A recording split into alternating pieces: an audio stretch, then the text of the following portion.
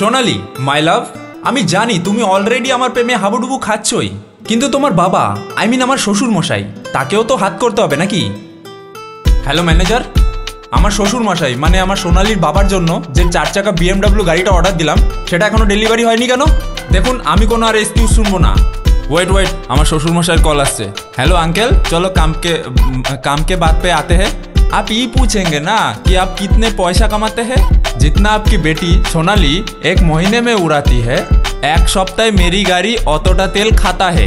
আর শ্বশুর মশাই, আপনি হয়তো জানেন না যে আম্বানির মেয়ের বিয়ে প্রথমে আমার সাথেই হওয়ার কথা ছিল, কিন্তু আমি রিজেক্ট করে দিয়েছি, কারণ শ্বশুর মশাই আমি তো আপনার মেয়ে সোনালিকেই শুধু ভালোবাসি, আর আপনাকেও শ্বশুর মশাই।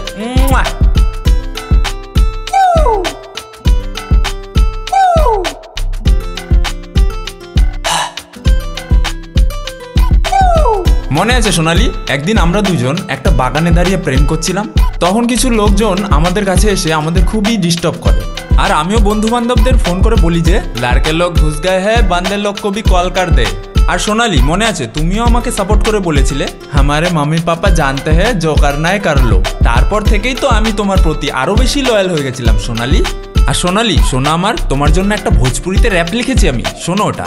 গোলাপ জैसे खिलल बारू तू भाबड़ा से मिलल बालू, करो तो दिल के कतल बारू के करो मेहनत जे फल बारू, लाली उठाबा के लल चाबे करो तो दिल पे बा इलू इलू।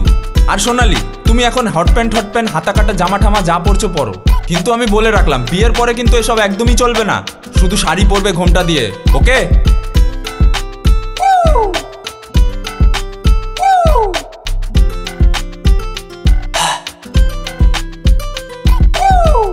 সোনালি হাত ধরে ঘুরেছি তোমার সাথে আমি কাল, আর এই লাল ড্রেসটা পরে আমায় কেমন লাগছে কমেন্টে জানিও কিন্তু।